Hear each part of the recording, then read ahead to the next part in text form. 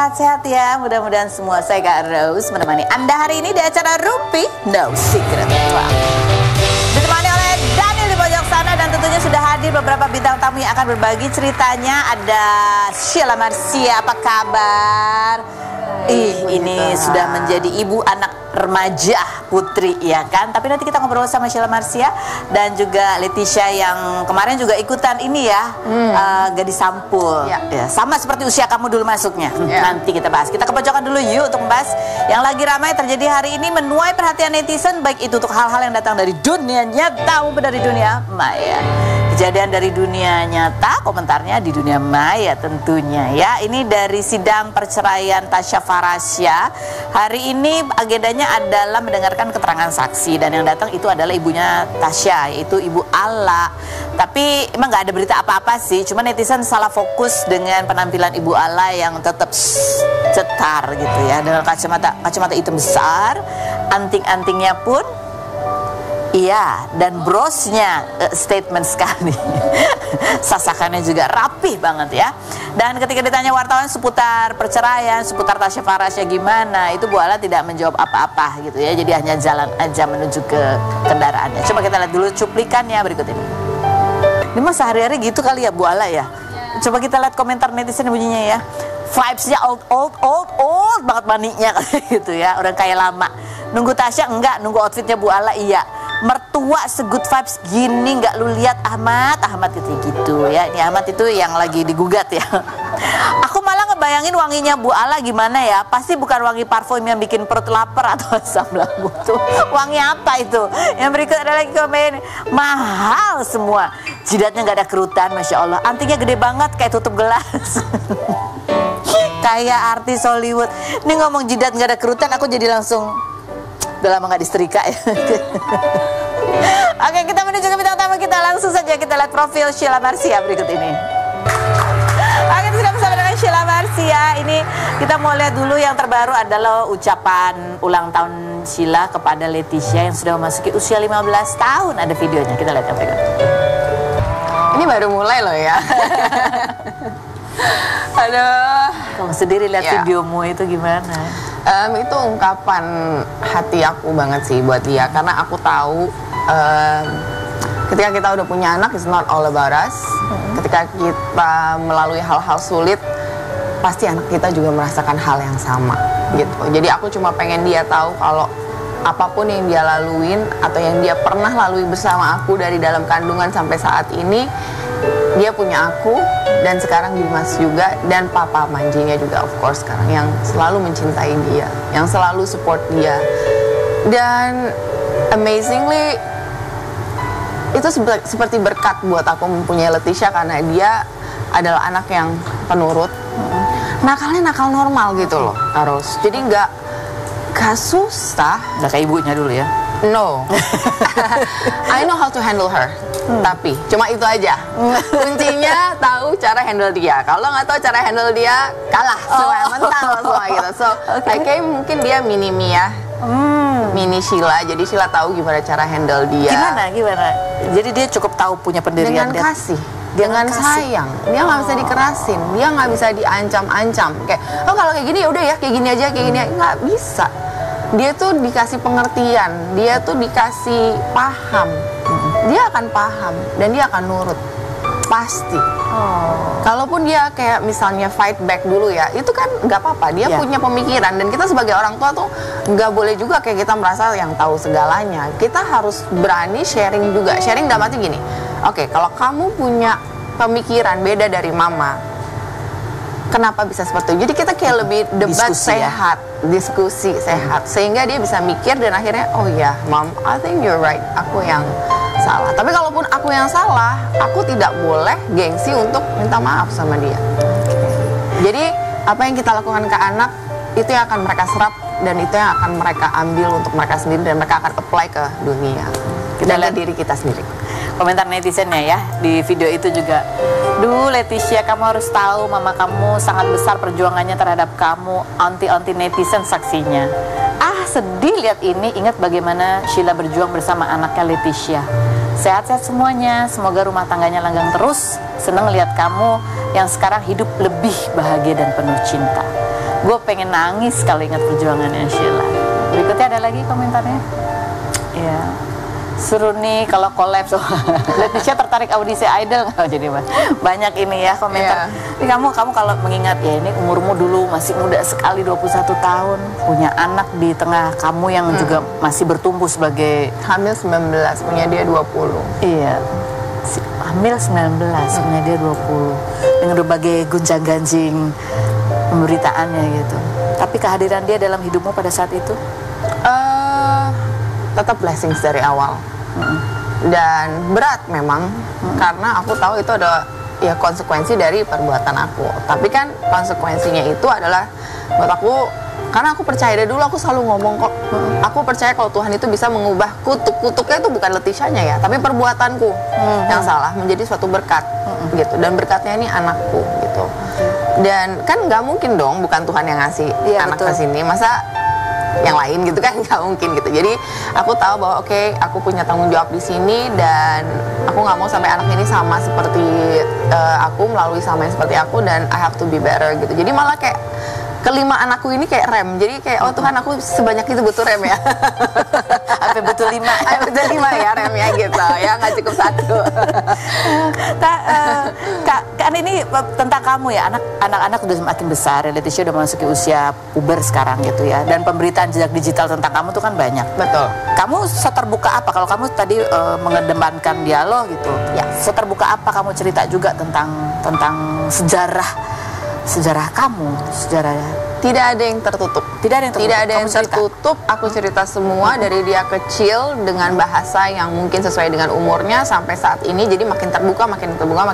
Jadi dia nggak kaget. Itu pertama. Kedua, aku punya suami yang sangat luar biasa, yang dia pernah memberikan waktu aku dengan Manji dan Leticia untuk berbicara bertiga.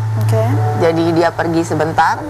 Kebetulan dia juga ada kerjaan. Jadi kita ditinggal di satu mall di Kuta bertiga. Dan di situ aku dan Manji dan Leticia cerita semuanya dari awal sampai akhir. Jadi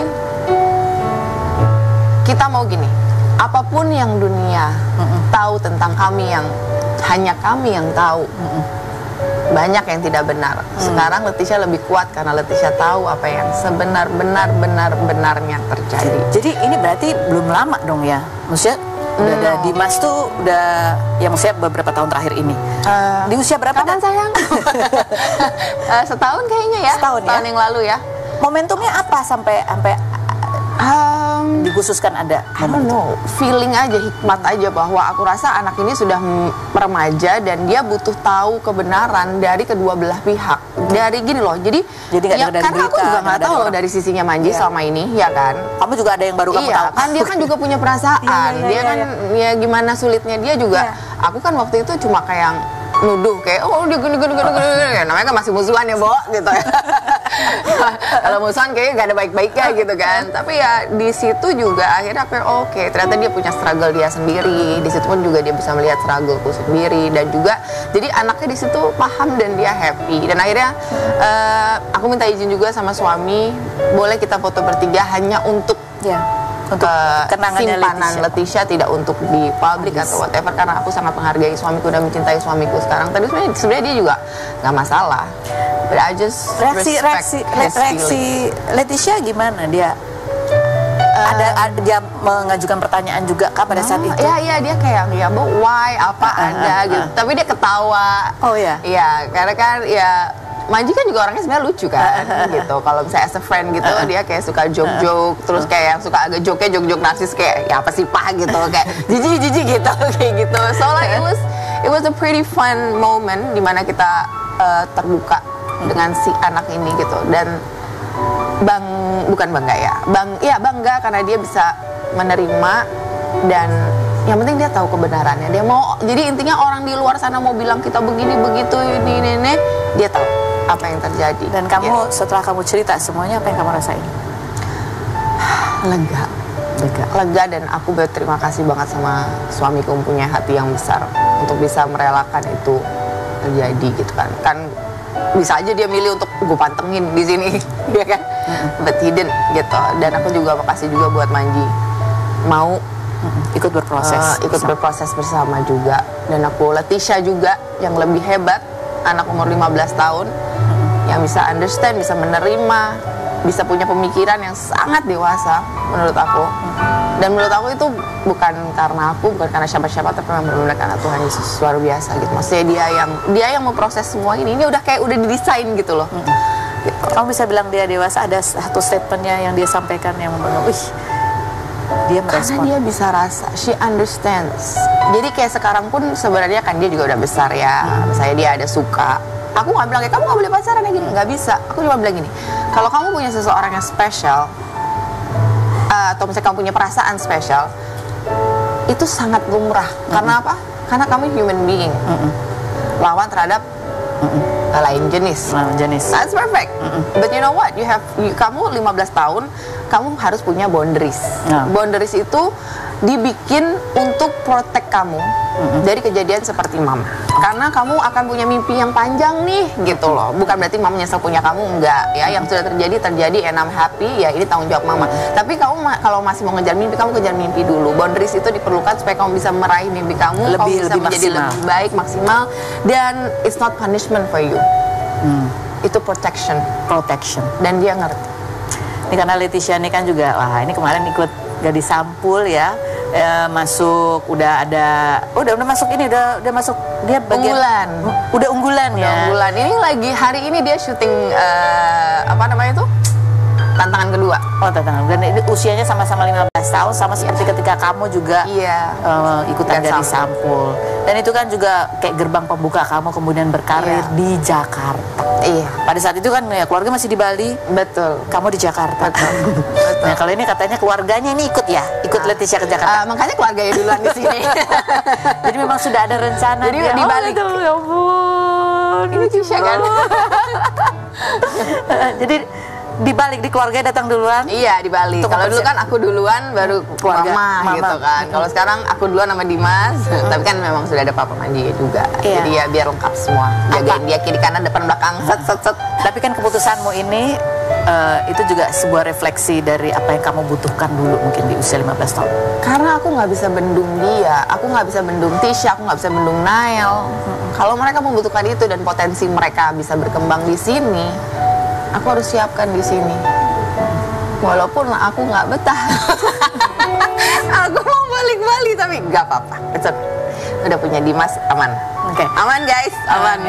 Jadi salah satu proteksimu adalah satu, kamu bercerita, membuka, dan supaya anak juga bisa belajar dari pengalaman kamu. Harus. Jadi aku kayak cheat code-nya gitu loh. Oke. Ya. Jangan gini nanti punya resiko gini gitu ya. Apalagi yang kamu jaga banget supaya nanti dia tidak, ya ini kan godaannya apalagi zaman sekarang tuh kan baik dunia nyata maupun dunia maya. Aku jaganya bukan hanya dengan mencintai anakku, tapi juga aku mencintai di sekeliling anakku. Sahabat-sahabat anakku, teman-teman anakku. Bahkan mungkin nanti mereka punya pacar, aku juga pasti akan mencintai mereka juga. Aku ingin memahami mereka. Tapi kalau mereka macam-macam dan mereka menyakiti anakku, hati-hati. You'll see. Oke. Ini kalau Tisha juga kan sering dancing. Keren banget loh itu ngedance-nya. Ini dari bakat dari Manji kayaknya ya. Dancing keren banget Tisha dengan rambutnya gitu ya. Dan anaknya kedua Nael juga ternyata wah suaranya juga bagus. Coba kita lihat cuplikannya berikut ini. Some people want it all, but I don't want nothing at all. If it ain't you, baby, if I ain't got you, baby, so what can I have? It's always one or the other, and one day you'll discover that she's my girl forever. I don't know your hopes don't feel like 'cause I really think it's time. Keren. Jadi dia les nyanyi itu spesial. Emang dia sukanya itu? Pertama dia nggak tahu apa yang dia suka. Jadi masih menyari-nyari ya. Ketika kedua anak itu ada di aku, kayak apapun aku ini nggak tahu. Aku bilang, ayo dong harus tahu. Jadi aku kayak bener-bener, aku tuh emang kayak gitu sih. Karena harus disalurkan ke yang positif gitu menurutku. Gitu. Biar hasilnya bagus, baik, positif dan Jadi kayak aku setengah mati cari apa ya, drum, oh ternyata enggak, piano, oh ternyata enggak. Tiba-tiba dia nyanyi dong di atas. Suara siapa tuh? Gitu. Langsung naik ke Medimas, terus jujuk-jujuk dengerin dari kamar ke kamar. Terus kita video, kita buka skrip, gitu. Terus dia langsung dia malu. Dia kaget. Oh my god, oke. Tadinya kan cuma Leticia doang yang latihan nyanyi kan. Akhirnya enggak, minggu depan langsung dia latihan nyanyi ya mau. Udah langsung. Bangga banget aku sama anak-anakku semua. Aku bener-bener kayak ini berkat banget sih. Masya Allah tuh ya. Luar biasa. Rem-remnya Sheila Marcia. Maaf ya anak-anak. Nanti kita ngobrol lagi sama Sheila Marcia. Berikut ini ada Keke ya. Kemarin di kasus Timothy yang mengalami bulian yang luar biasa sehingga membuat dia memutuskan hal yang nekat gitu ya dalam kehidupannya, itu menyeret juga nama Keke karena dalam bulian itu muncullah nih foto Keke, jadi menyamakan sosok Timothy ini dengan Keke, dan itu justru juga menjadi luka lagi untuk Keke. Seperti apa kisahnya? Kita lihat dulu profilnya berikut ini. Oke, kita sudah bersama dengan Keke. Kita lihat dulu nih ya postingannya Keke, karena ada banyak sekali netizen yang juga ngetek postingan ini gitu ya, foto di mana Keke, sosok Keke, foto Keke itu justru menjadi bahan untuk mengejek ya. Saya di tag kabar ini, saya tidak tahu menahu tentang kabar yang beredar di dunia maya, namun sebegitu burukkah saya di mata kalian semua? Saya selama kurang lebih 2 tahun ini sengaja menutup rapat dari peredaran sosial media. Namun mengapa semakin saya menutup rapat diri saya, semakin kalian menghancurkan mental saya? Cuma satu pertanyaan saya, sebegitu salahkah dan burukkah saya di bumi ini? Emang saya bisa menentukan takdir hidup saya supaya cantik sempurna seperti orang lain? Ingat hukum di bumi ini, saya tidak akan lapor tentang ini ke pihak berwajib, tapi saya rasa mental saya sangat hancur. Terima kasih.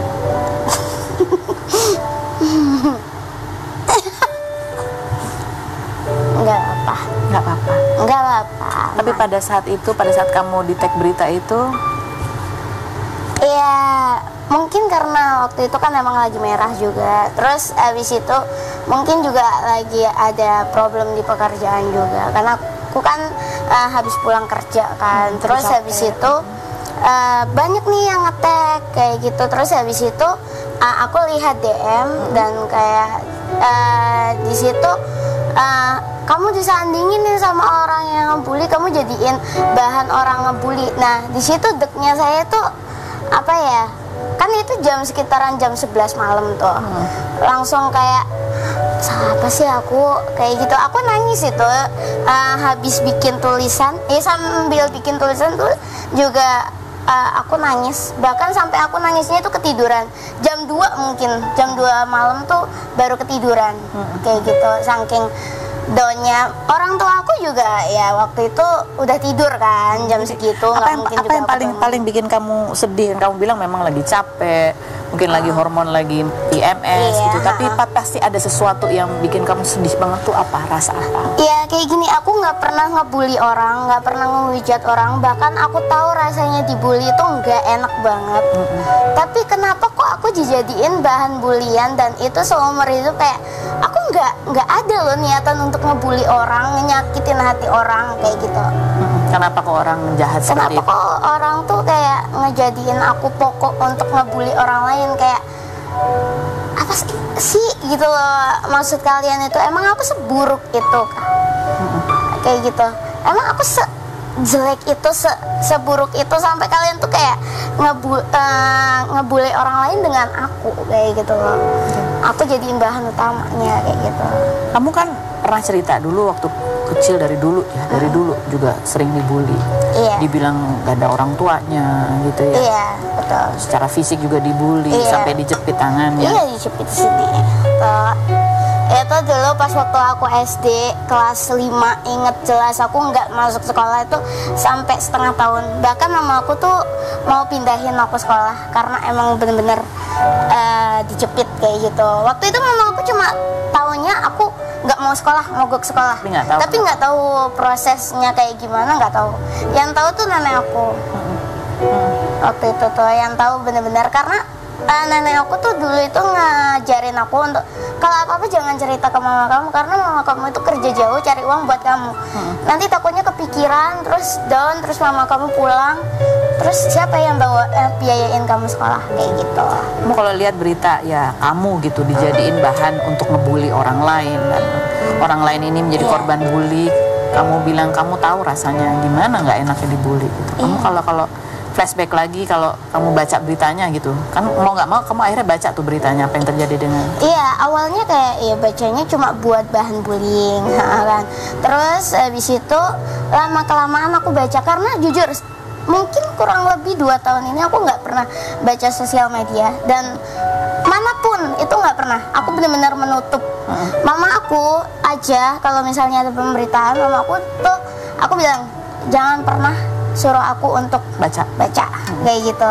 Bahkan pas waktu aku kemarin sempet itu apa-apa aku juga sebenarnya sejujurnya nggak taunya itu dari mama kayak gitu. Ada masalah apa-apa itu mama kayak gitu yang tahu. Kamu ini loh kayak gitu. Nah sebelum ini kan aku juga terakhir itu karena aku kan makeup Korea waktu itu. Terus disandingin sama salah satu artis. Terus aku maki habis-habisan di DM sama seorang fansnya dia. Itu sakit banget. Nah, salahku apa? Aku haruskah untuk kayak bilang ke sahabat Kiki untuk jangan mirip-miripin aku sama dia kayak gitu loh. Jadi kamu tuh sebenarnya sudah sedang berusaha untuk melindungi dirimu supaya nggak baca-baca hal yang negatif di sosial media. Tiba-tiba ini tuh seperti kayak masuk dan menyentuh apa ya hatimu yang masih sering terluka. Iya. Kita akan bahas lagi selain berikut ini ya karena sebetulnya banyak sekali netizen yang merasa terhibur dengan konten-konten kamu. Jangan kemana-mana, tetap di Rupiah.